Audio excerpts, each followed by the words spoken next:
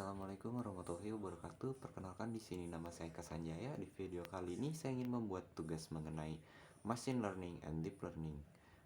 Untuk memenuhi tugas UAS mata kuliah Artificial Intelligence. Yang pertama, di sini kita akan mengenal materinya yaitu machine learning yang ada pengertian, cara kerja dan 3 metodenya ya. Lalu di sini kita akan mengenal apa itu machine learning. Machine learning merupakan bagian dari kecerdasan buatan yang dapat mempelajari pola atau data secara otomatis. Machine learning merupakan bagian dari kecerdasan buatan yang dapat mempelajari pola atau data secara otomatis. Pengembangan data yang ditangani machine learning ini mencakup wawasan utama dari kecerdasan buatan dan pengambilan keputusan dalam aplikasi atau bisnis.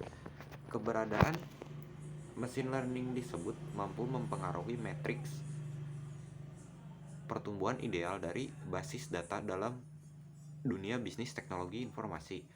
Secara umum bisa dikatakan bahwa machine learning adalah metode analisis data yang dikumpulkan dengan otomatisasi pembuatan model analisis. Sebagai cabang dari AI atau machine learning didasarkan pada gagasan bahwa sistem dapat belajar dari data, mengidentifikasikan pola dan membuat keputusan dengan sedikit intervensi manusia dalam proses tersebut. Next, di sini ada istilah machine learning. Pada dasarnya menjelaskan proses komputer dalam mempelajari data. Oleh karena itu, kita pasti akan terus bersinggungan dengan data. Ketika mempelajari machine learning, data bisa saja sama.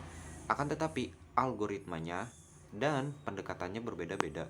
Untuk mendapatkan hasil yang optimal, machine learning sendiri merupakan salah satu cabang dari disiplin dalam kecerdasan buatan artificial intelligence atau AI yang membahas pembangunan sistem berdasarkan data ya.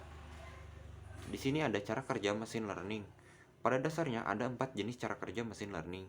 Keempatnya adalah pembelajaran terarah atau supervised learning, pembelajaran tak terarah atau unsupervised learning, pembelajaran semi terarah atau semi supervised learning, dan reinforcement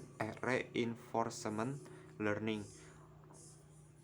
Alur kerja mesin learning meliputi pengumpulan data, eksplorasi data, pemilihan model atau regresi linear, regresi logistik, neural network, dan lain sebagainya. Pemberian latihan terhadap model yang dipilih, evaluasi model, dan prediksi. Metode machine learning. Di sini ada types of machine learning atau tipe machine learning.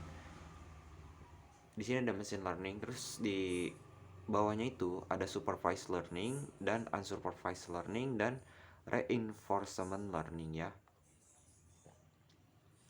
Next, dan di sini ada supervised learning. Apa itu supervised learning?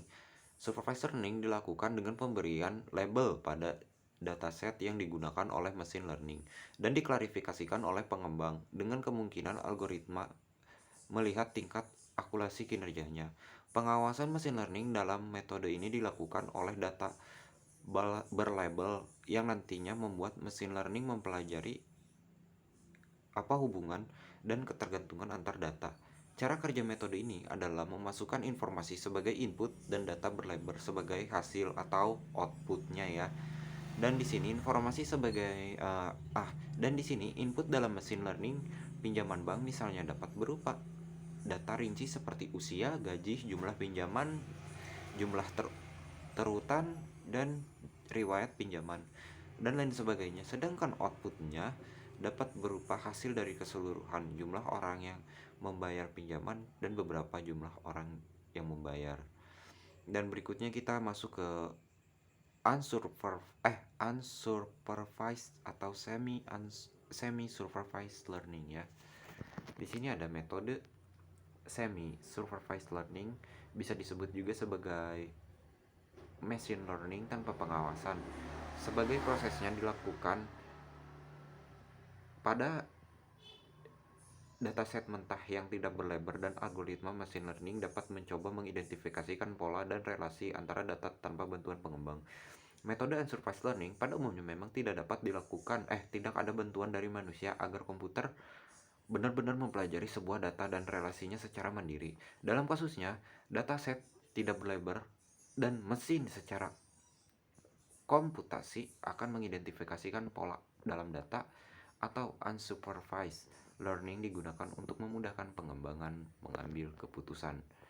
Nextnya di sini ada reinforcement learning.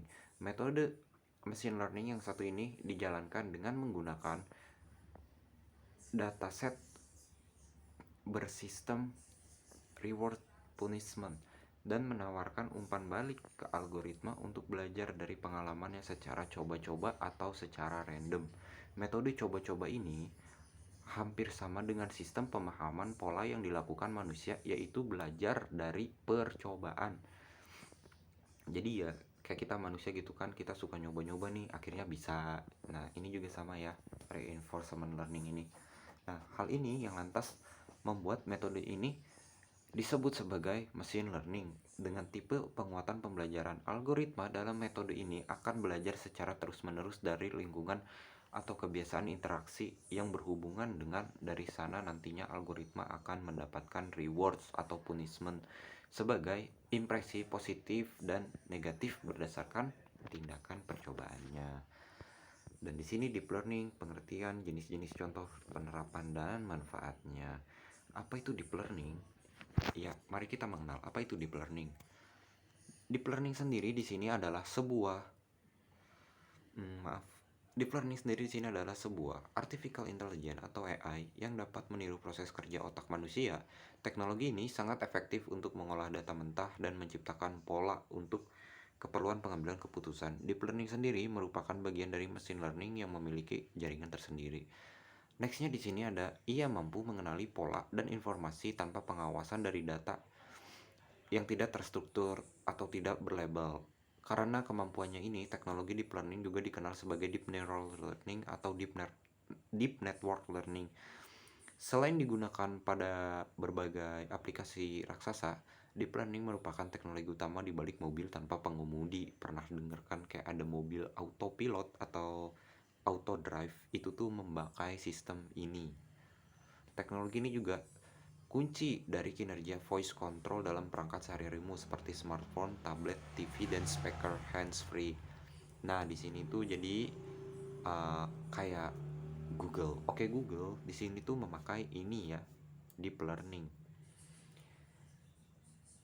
Lalu di sini ada jenis-jenis algoritma deep learning, yaitu convolutional neural networks atau CNN, long short term memory network atau LSTM, recurrent neural network atau RNN, and number 4 is self-organizing map atau SOM. Contoh penerapan deep learning seperti yang saya bilang tadi yaitu Google. Ketika kita ingin meng-search sesuatu, baru kita nulis sedikit aja, di situ tuh di bawahnya ada kayak suggest atau kayak saran, dan kadang sarannya itu benar ya, karena itu tuh Google tahu gitu, dia tuh memakai deep learning. Nextnya di sini home di Facebook atau di Twitter. Contoh selanjutnya adalah fitur beranda atau home di media sosial seperti Facebook, Instagram, hingga Twitter. Fitur beranda ini dimanfaatkan untuk menampilkan unggahan dari teman-teman di Facebook maupun di Twitter. Nah, ini tuh beranda Facebook dan juga beranda Twitter ya. Produk rekomendasi di marketplace. Nah, ini dia. Jadi kalau kita nyari di Shopee itu seiringnya, misal kita tuh seringnya nyari kayak perabotan. Nah, jadi di rekomendasi di homepage awalnya itu bakalan keluarnya perabotan terus rekomendasinya. Terus kalau kita nyarinya seputar kayak kebutuhan pet atau peliharaan, itu tuh bakalan keluar mulai dari kucing sampai reptil-reptilan kayak keperluannya ya. Dan di sini ada manfaat deep learning, dapat memproses unstruktur data dengan baik. Salah satu daya tarik terbesar dari deep learning adalah kemampuannya untuk memproses data yang tidak terstruktur dalam konteks bisnis. Hal ini menjadi sangat relevan ketika kamu menemukan sebagian besar data bisnis tidak terstruktur. Misalnya data berupa teks, gambar, dan suara biasanya paling sering digunakan dalam bisnis ya. Dan di sini dapat mengurangi biaya operasional, dan ketiga mendukung algoritma paralel dan distribusi. Mungkin sekian saja dari saya, yang kurang lebihnya mohon maaf Bapak. Wassalamualaikum warahmatullahi wabarakatuh.